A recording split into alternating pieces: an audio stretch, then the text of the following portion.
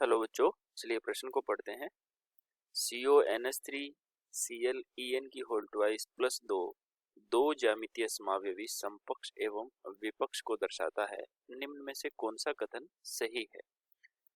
ए विकल्प है विपक्ष समावयवी प्रकाशिक समावयवता को दर्शाएंगे। बी है समपक्ष समावयवी प्रकाशिक समावयवता को दर्शाएंगे। सी है दोनों विपक्ष एवं समपक्ष समावयवी प्रकाशिक समावयवता को दर्शाएंगे। और डी है न तो समपक्ष और न ही विपक्ष प्रकाशिक समावयवता को दर्शाएंगे। चलिए हम देखते हैं। सबसे पहले मुख्य अवधारणा। मुख्य अवधारणा मुख्य अवधारणा में लिखेंगे कि प्रकाशिक सक्रियता के लिए प्रकाशिक सक्रियता के लिए किसी यौगिक का क्या होना चाहिए? असम्मित होना आवश्यक है। असम्मित होना आवश्यक है। ठीक है ना। ये मुख्य शर्त है किसकी? प्रकाशिक सक्रियता के लिए मुख्य शर्त है कि यौगिक जो है वो कैसा होना चाहिए?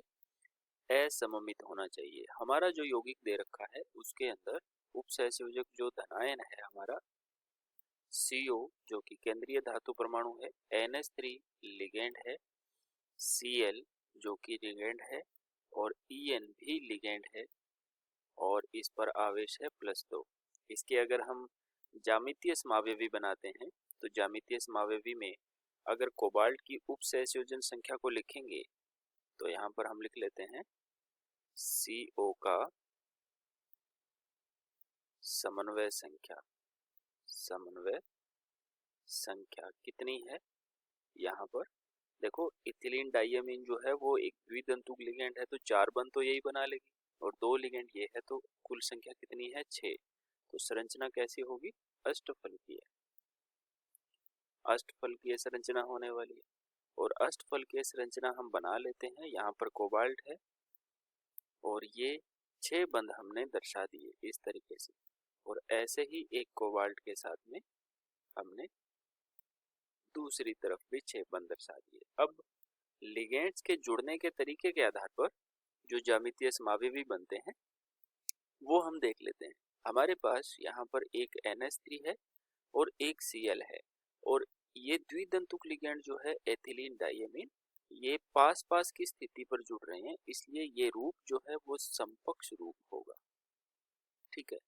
और ऐसा ही अगर एथिलीन डाइअमीन यहाँ पर दो विपरीत बंधों के बीच में विपरीत स्थितियों के बीच में जुड़ रहे हैं, ऊपर की तरफ NH3 और नीचे की तरफ Cl जुड़ रहा है, तो ये हमारा विपक्ष रूप कहलाएगा। समान प्रकार की लिगेंड साथ साथ हैं या पास पास की स्थिति पर तो समपक्ष, और अगर वो विपरीत दिशा में है तो विपक्ष रूप कहलाता है। ये दो ज्यामितीय समावयवी हमने बना लिए हैं। इन पर आवेश जो है वो है +2। ठीक है, दोनों पर ही आवेश कैसा है? +2 आवेश है। अब ध्यान रहे हमें ये देखना है प्रकाशिक समावयवता के लिए मुख्य शर्त क्या है कि अणु असम्मित होना चाहिए। तो ये जो समपक्ष रूप होता है इसके अंदर कोई भी सममिति का तत्व नहीं है, सममिति का कोई तल नहीं है, सममिति का कोई केंद्र नहीं है। लेकिन ये जो विपक्ष रूप है इसके अंदर एक सममिति का तल है। देखो अगर ये जो हमारा एथिलीन डाइएमीन है, ये दोनों तरफ इस तल के सापेक्ष अगर हम इसको काटेंगे तो ये तल के अंदर आ जाएंगे। बात समझ रहे? या फिर हम इसको NH3 और Cl के सापेक्ष काटेंगे तो ये En जो है इसका दर्पण प्रतिबिंब दूसरी तरफ दिखेगा बिल्कुल। तो ये एक सममित अणु है। कैसा है ये? सममित है। और ये कैसा है? असममित है। असममित है। असममित है तो ये प्रकाशिक सक्रिय होगा। क्या होगा? ये प्रकाशिक सक्रिय होगा। और ये क्या होगा? प्रकाशिक अक्रिय होगा। ठीक है ना, प्रकाशिक असक्रिय होगा। ठीक है, तो यहाँ पर हमें देख लेते हैं विकल्प में कि विपक्ष समावयवी प्रकाशिक समावयवता को दर्शाएंगे। बिल्कुल गलत है, ये नहीं दर्शाएंगे। दूसरा है समपक्ष समावयवी प्रकाशिक समावयवता को दर्शाएंगे, बिल्कुल सही है। ये विपक्ष नहीं दर्शाएगा, समपक्ष दर्शाएगा, तो ये बी विकल्प हमारा बिल्कुल सही है।